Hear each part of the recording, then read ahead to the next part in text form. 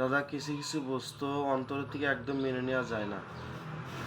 ছোট্ট একটা দেশ, হ্যাঁ হ্যাঁ কি বলবো দাদা, ছোট্ট একটা দেশ, ওনার সঙ্গে শ্রীলঙ্কার সঙ্গে আমাদের India brand India, star India, Rohit Sharma, Virat Kohli, star ইমান, কি বলবো দাদা, ওনারাও শ্রীলঙ্কার সঙ্গে হেরে যায়। দেখেন রোহিত শর্মা 44 বলে 64 রান করার পরও হেরে যায়।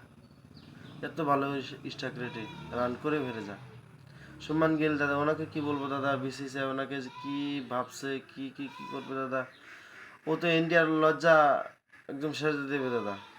মারতো 44 বলে 35 রান, 79 স্ট্রাইক দাদা।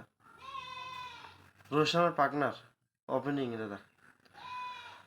বিরাট কোহলি, ওনাকে কি বলবো দাদা, ও তো ব্রান্ড, কবে কি রান করবে বলা যায় না।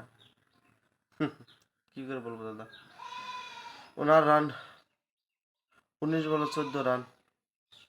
শুভম ডুবে স্টার ছিলেন, একলা মাস, ওনাকে উপরে নিয়ে আসেন। গৌতম গম্ভীর স্যার কি ব্রেন দাদা, কি বলবো ওনাকে। 0 রান, 4 বল খেলে আন্ডা 0, এরকম 0 আপনারা খান, আমরা সবাই ইন্ডিয়া খাচ্ছি। অক্ষর প্যাটেল, তুমি খুব ভালো খেলছো, ওনাকে সম্মান দেওয়া দরকার, খুব ভালো খেলছে। সুরেশ আয়ার, উনি কি বলবো ওনাকে, ওনাকে আর স্যামসাং রে একই পজিশন, একবার 2 নম্বর, একবার 3 নম্বর, একবার 4 নম্বর, একবার 5 নম্বর, কি বলবো। ওনার একটু মন দাদা, ভালো খেলছে। যাই হোক, কেল রাহুল এতদিন পর শ্বশুর বাড়ি খাইয়া টাইয়া, শ্বশুর বাড়ি ভালো মন্দ খাইয়া টাইয়া ইন্ডিয়া টিমে আসছে, সে 0 রান, কি বলবো দাদা। অসেন্দ্র সুন্দর এ ভালো খেলছে, কি খেলবে, 40 বলে 15 রান, খুব ভালো খেলছে দাদা। ইন্ডিয়া টিম খুব ভালো খেলছে, লজ্জাজনক হার আমাদেরকে দিয়েছে।